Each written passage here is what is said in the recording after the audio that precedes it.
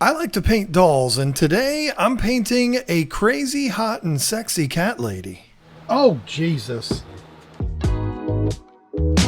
I like to paint dolls.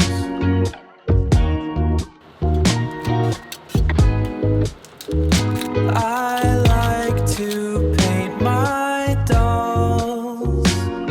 So full transparency here, I was watching Ground Affected paint this exact same model, and while I was watching that video, my wife walked in. She happens to be a crazy, hot, and sexy cat lady, and she saw what I was watching and said, "Hey, I want one of those."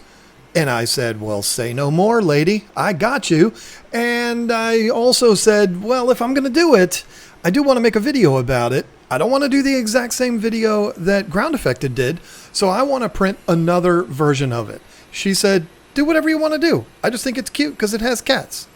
This model comes from an artist named Penny Minis, I believe is how you say it. And when you buy this off of Cults 3D, which is where I got it, you get three versions of the model. There is the bathrobe version, which is the one that Ground Affected did, the casual version, which is the one I've done here, and then the natural version. You can take a wild guess what that is. I printed this model on my Anycubic Photon P1 as well as Uniformation GK-3, and the print went surprisingly smooth. So once everything was out of the printer and cleaned off, I sanded everything up and then dry fit everything to make sure everything fits right. It was time to paint it. Unfortunately, it wasn't very long into the paint job that I realized there was a major problem, and it was a problem that was going to haunt me for a couple of weeks.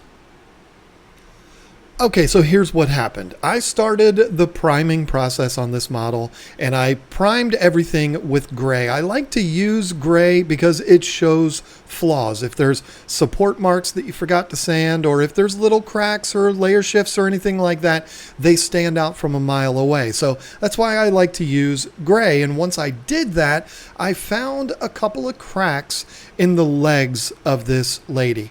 And I was like, well, that's not a big deal. I mean, they're small. I filled them in with resin and sanded them off, reprimed it. Perfect. You can't even tell that they're ever there. But when the primer dried on the torso and head, I found more cracks that went right through the center of the head. It went through her eyeball, through her nose, through her head. I don't have any footage of this because I was so pissed off. I just didn't film it, but it was really, really bad. I said, you know what? I'm not in a hurry. I'm going to reprint the torso. Not a big deal. Reprinted it, and it was way better. But far from perfect, because this time it had a massive layer shift going right through her boobs. Now listen, if you are a male watching this, you're not going to want to admit to what I'm about to say, but if you really think about it, you know it's absolutely true. Anytime you ever look at a female model, the very first place your eyes go is the boobs. Don't lie to me. You know I'm right. And so I can't have a massive line going right through the center of this broad's boobs. So I reprinted it for a third time. This time, I'm going to be honest, I don't even remember what was wrong with it, but it printed shitty too. So I literally took it and threw it on the ground and shattered it into 20 pieces, or probably 50 pieces, and I walked away from it. I took a little bit of a break, and after a couple of weeks, I went to my wife and I said, here's what I'm going to do. I'm going to reprint this for the fourth time, only this time I'm going to print the bathrobe version. And she said, John, you keep talking to me about this as if I give two shits about which one you print out. I don't care. I just think it's a cute model with the cats and all of that. So print whichever one you want. So I got to work printing this for the fourth time. And this time I printed the bathrobe version.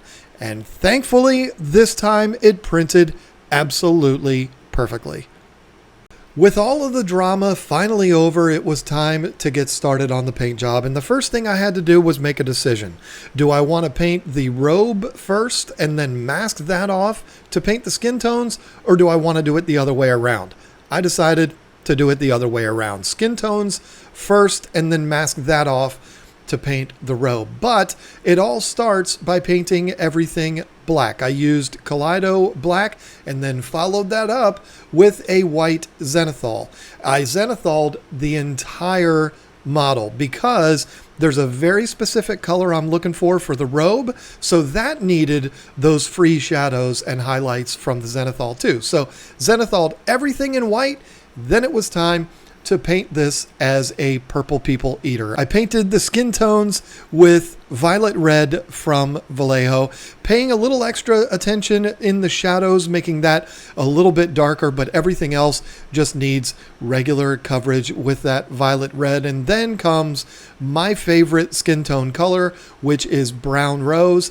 I put brown rose over top of everything, paying most attention to the upward facing areas, but also coating the shadows too, just not as much. I want some of that shadow to show through, and so I go heavier in the highlight areas, but I give it like a dusting in the shadows. And then once that's dry, I come in with Monument Hobbies Tan Flesh. This time I'm basically paying attention to only the upward facing areas. So her forehead, her boobs, her ass cheeks, her thighs, things like that, the top of her feet, stuff like that. I'm getting a good coat of the tan flesh, but again, I'm also covering the shadows, just not as much. Next is working on specifically those highlight areas, which I use basic skin tone from Vallejo on that. So again, that's going to be like her boobs, her forehead, her nose, things like that, her butt cheeks, all of that stuff that's facing up that the light would be reflecting right off of. I use the basic skin tone on that, but basic skin tone kind of makes a character look like a vampire. So after that has had a chance to dry, I use the magic paint, which is Orcish Dermis, and that's going to be on all of the opposite areas. So in the deep part of her cleavage, again, her most intimate of areas, the underside of her thighs, things like that, the Orcish Dermis goes on there. And then again, I do kind of the reverse of what I do of all of the others. I do a very, very light dusting of the Orcish Dermis throughout everything, but focusing most of the attention onto those shadowed areas. And then once again, go back to the Pro Acryl Tan Flesh for the very last part, which is just hitting those highlight areas again, all of the areas that I did not focus the Orcish Dermis on, and it just brings it all home. And then once that dries, I top coat everything with Vallejo acrylic satin varnish in a rattle can, and that is really what makes that skin look really natural, and it creates the best skin tone I've ever been able to do. This entire process, not just that top coat, but the top coat is kind of like the icing on the cake. Now, if you look at the renders from the artist, they had very bold colors on this model, and they look great, but this is where I chose to start mixing things up a little bit, starting with the hair. I wanted to go with a super dark hair, and for dark hair, there's really only one choice, in my opinion, and that is to just go right over that gray primer with Cygor Brown from Citadel. It is magic. It's the perfect hair color. I mean, as long as you're looking for dark brown hair. Now to paint the robe, I wanted to go for almost like a Hugh Hefner kind of look, like a really, really dark red, almost burgundy color.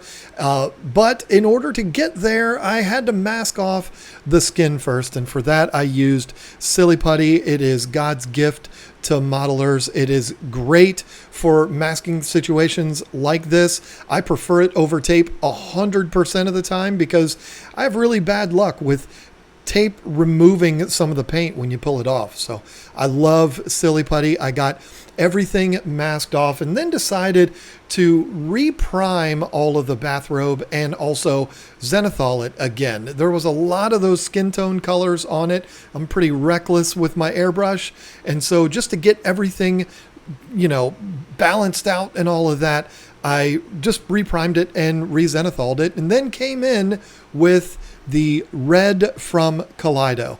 Now, this is a glossy red. It went on really, really well. And I was shooting it basically from the top, but also a little bit from underneath. Just to cover those shadow areas a little bit, but focusing mostly on the upward facing areas. And then for the shadows, I used Citadel Blood Angels Red, the really super dark red. And then I mixed in a little bit of Careboard Crimson in there too, just to make those shadows really nice and dark. And again, give it that really deep, dark, almost Hugh Hefner color. I don't know. When I see a really dark robe like that, I think of Hugh Hefner. Don't be weird. I was never a subscriber, but we all know the robes that Hugh Hefner wore. You knew exactly what I meant when I said Hugh Hefner color. Now, as big a fan as I am of Silly Putty, it is not always perfect, at least not when I do it. So I did need to go through and touch up some of the edges with that red paint, but it really wasn't that big of a deal. And then I got to work on painting her panties. I asked my wife, what color should I paint them? She said black, so I painted them black. Enough said. Now for my favorite part of every model, and that is painting the eyeballs. This is something I used to be very scared of, but now it's something I look forward to. Not because I'm good at it, I don't necessarily think I am, but I just enjoy it. It's almost like this is what brings it all together and makes it a character, not just a piece of plastic. I don't know. But my process for the eyes on this model was pretty simple. The eyes are massive on this model, which is great. It makes it a lot easier to paint, and the eyelashes and everything is sculpted in beautifully. So I started with painting the eyelashes and the upper part of the eye black, very easy, and then I filled in the white part of the eye with deck tan. There's a lot of people that might think deck tan is too dark for eyes, but I don't. I mean, it kind of comes across as a little dark, but once you get the irises and everything in there, it looks really good. And I've used it on every model that I've done in the last, I don't even know how long. I haven't been doing this all that long, but I've probably done 30 models using deck tan for the eyes, and they've all worked out fine. But when it comes to the irises, this is where I really wanted to make a statement with this. I wanted her eyes to be one of the standout features of this, almost like a Alexandra Daddario effect, like these shocking eyes that stand out from across the room. But I'm kind of sick of painting blue eyes. It seems like everybody has blue or brown eyes. So I decided to do the Alexandra Daddario effect, except with green. And I started with black. If you look at every single iris on every human being, even Alexandra Daddario, their outline of the iris is always a very, very thin line of black. So to get the shape of the iris, I used black and didn't film it for some reason. I'm not sure why I did that, but I didn't film it. So once the black was dry in the iris and I had the general shape of them, I came in with Citadel Warpstone Glow. This is a bright green color while also kind of being a dark green. And I filled in the iris, just leaving the thinnest black line around the perimeter that I could possibly leave with my shaky hands. But then I moved on to what I think is a pretty ballsy move. I'm proud of myself on this one because I haven't seen anybody else do this, but I wanted to try something bold, like I said. So I came in with Bismuth Yellow, which is a Pro Acryl Monument Hobbies color. It's basically a fluorescent yellow, and I painted in a small, almost like a horseshoe on the bottom of the iris with this yellow, and it really screams. I mean, it makes it absolutely extreme, almost a little bit too extreme, but that's what I wanted. Like I said, I wanted to make a statement with these. I wanted these eyes to really pop, and this yellow absolutely did that. It might have even done it a little bit too much. So I did take Orc Flesh contrast paint from Citadel, and I just barely, just ever so slightly, put the smallest amount I could fit on my brush onto that, and I just tapped it around that yellow area, just deadening it down the slightest bit. I still wanted them to be bold, but I didn't want them to look ridiculous, and it was a bit extreme with that yellow. I want extreme, but maybe not that extreme. And the orc flesh definitely toned it down a little bit while still leaving them really intense. And I absolutely love this look. In fact, I've used it on 2 models since this. I used it on a Hulk model and a Rogue model. Videos will be coming soon on those. I just love this process. It just makes the most bold and striking green eyes. It's just magnificent. I don't know what you want me to tell you. I love it. Once all of that green and yellow and all of that dried up, I came in with the pupils, just a big fat black dot, no big deal. Then added some specular highlights. But before I moved on to the gloss top coat, which is the thing that is the icing on the cake for eyeballs, I wanted to get the lips done so that I could do them all at one time. And I started out with a pink color, which just looked really stupid. So I figured, you know what? She looks like she might be coming straight out of the bath, or maybe she's getting ready to get in the bath or whatever. I don't know. It looked like an appropriate time for bright red lipstick. So I think I used Ball Red from Citadel.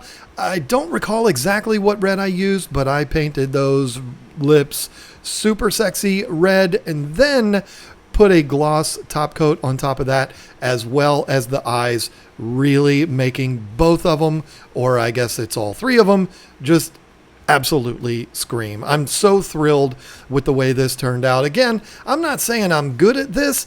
I just really enjoy this. This is the exciting part to me. Putting the face on. It's like, I don't know. It makes it more real. It's the prize for me. But we're not done yet. Not even close. I moved on to the eyebrows. And on this, I believe I used snakebite leather. A little bit lighter than Cygor brown, but not like blonde. I mean, I wanted it to stand out a little bit compared to the hair, but not to an extreme.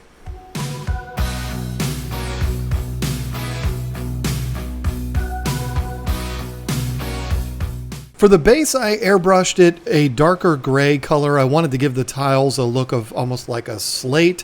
And then once that dried, I hand painted all of the grout lines and the trim around the edge with white. And since I had white out already, I painted all of the little toilet paper bits as well as the 2 toilet paper rolls that are laying on the floor here. And speaking of things laying on the floor, this chick just dropped her underwear and her jogging bra on the floor. I painted the jogging bra with a pink and then the underwear a blue. I don't know why I picked those colors.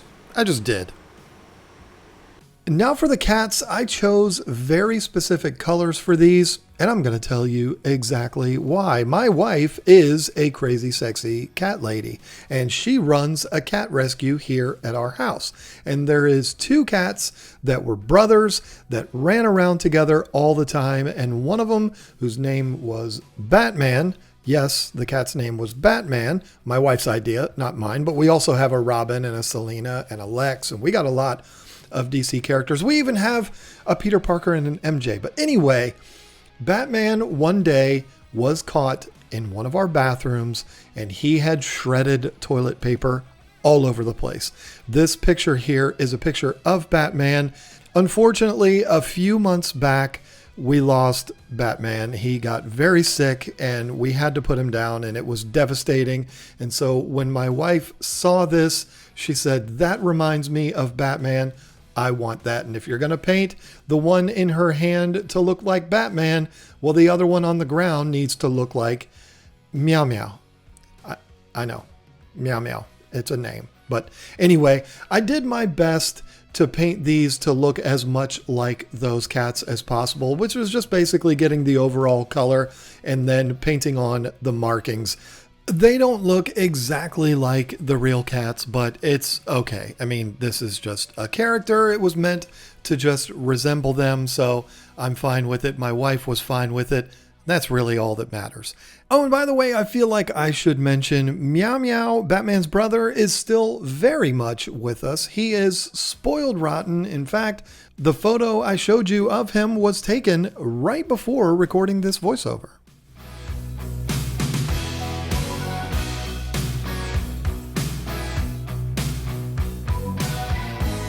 A few more finishing touches before wrapping this thing up. I needed to paint all of the little accessories laying down on the base, the cup, as well as the tube of toothpaste, which I just painted red and then painted the actual toothpaste itself blue. Made it kind of look like a tube of close up. I don't know. And then the toothbrush I painted blue, and then the brush that she's holding in her hand, I painted with some kind of a brown color. I don't know. And then it was the pain in the ass, big giant piece of toilet paper that's hanging out of the cat's mouth. Just painted that white, and then had the daunting task of actually getting it attached to the cat. You wouldn't think that this would be hard, but it is very finicky to get it in there and also not scratch the model all up. But I did eventually get it in there. I glued the toilet paper to the mouth of Batman. I put all of this together. Now here we are. Now, something about me is I love painting models for other people. I don't really know why, but I just really get a kick out of it. I have so much more fun painting models for other people than I do myself. And so when my wife expresses interest in one, it's a thrill for me. I can't wait to do it for her. And this one was certainly a lot of fun to do, particularly when you consider that she is herself a sexy cat lady and she loved this model. So it was very special to me to be able to do this. And I had so much fun doing it. Of course, the beginning was a little shaky. I don't know what was wrong with that original print, but it just kept on failing for me. I don't know. I'll probably never know. And at this point, it doesn't matter. The model's done. It was a lot of fun to do. She loves it. It's on a shelf in her office. So life is good. Thank you so much for watching this. I really did have a lot of fun doing it and also telling you about it. Hope you enjoyed it too. See you on the next one. So long now.